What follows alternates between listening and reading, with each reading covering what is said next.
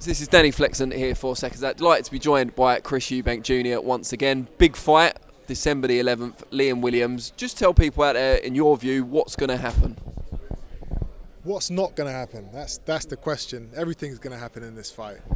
Two very fun styles, two guys that do not like each other, and yeah, I'm going out there to try and hurt this guy, man. The things he said, the things he's done leading up to this fight, unforgivable, and he will pay.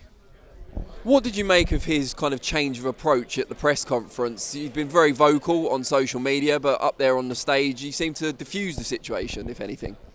A turncoat, keyboard warrior, wetbag, didn't have the balls to stick to his guns. And do you expect that to translate to fight night, or do you think we'll see a kind of reoccurrence of the aggressive Liam Williams once again? I think so, yeah.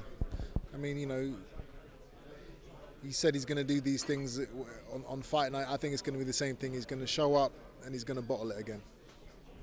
What made Liam Williams the right choice for your next opponent? I'm sure you had plenty of options. Why did you eventually plump for him? It's a great domestic rivalry. The fans have been asking for this fight for some time now, and I don't like the guy. You know, the things he said. If I was to have a world title shot, if I was to win a world title, I wouldn't give him a shot. You know, that's the type of guy he is. He doesn't deserve a shot. So it's better that I take him out now, teach him his lesson now, and then go for a world title in 2022.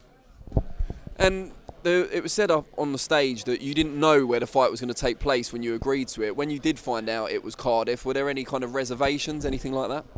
Listen, if he needs that little bit of extra help to get in the ring, you know, if he needs the crowd behind him to cheer his name, that's fine. Give it to him.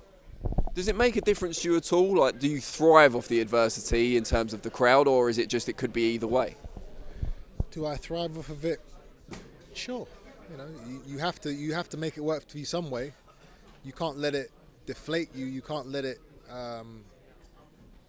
draw negative energy. You've got to use it. You've got to use that energy and channel it into the fight. And that's what I've learned how to be able to do. And you said up there you're happy to be the bad guy if that's the role you need to play. Is there a part of you that would like to be loved, though? Would you like to come out for a fight with like 10,000 people chanting your name? Of course. Who wouldn't want that? And I've had that. You know, I've had fights where the crowd is with me, and it's great. But it's not. I don't need that. Some guys need that. They need that little bit extra energy. They need the crowd to lift them, to get them up for the fight. You know, when they land a shot, the crowd roars, and that helps them. You know, I'm zoned in. When that bell goes, I can't hear anything. So whether they're booing me or cheering for me, it doesn't affect my performance. It's just a skill I've been able to adapt over the years. And you've had a number of these domestic kind of grudge matches, Billy Joe Saunders being the first, George Groves, of course, and now this one. How important a part of your legacy is it to have these big domestic clashes? It's very important, especially for British boxing, you know. Yeah, there's not a world title on the line, but that doesn't actually matter in a fight like this. People just want to see the fight. It's two great styles clashing, animosity, domestic rivalry. A lot of the time, that actually is better for the sport than a world title. You know, because it just more people want to see. If you've got two guys in there fighting for a world title, but they're no names and there's no story behind it, you know, a lot of the time, people don't really care, apart from the people that are directly involved in the fight. This is a fight that the nation can get behind. And if all goes well on December 11th, is your main target the winner of Golovkin and Murata, which takes place a couple of weeks later, or is the Billy Joe Saunders rematch still a possibility? Both of those fights are up there on my radar, but more so the Golovkin fight. You know, I want a world title. And you know, I was WBA interim, so and that interim world champion.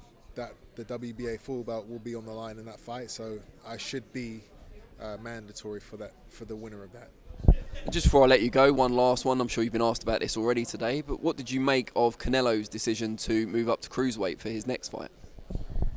I don't know anything about the guy that he's asked to fight. I saw his name. I never seen him fight. Never heard of him. Yeah, he has a world title, but is he elite level? You know, he should be fighting. Canelo should be fighting marquee names that are gonna get the fans excited.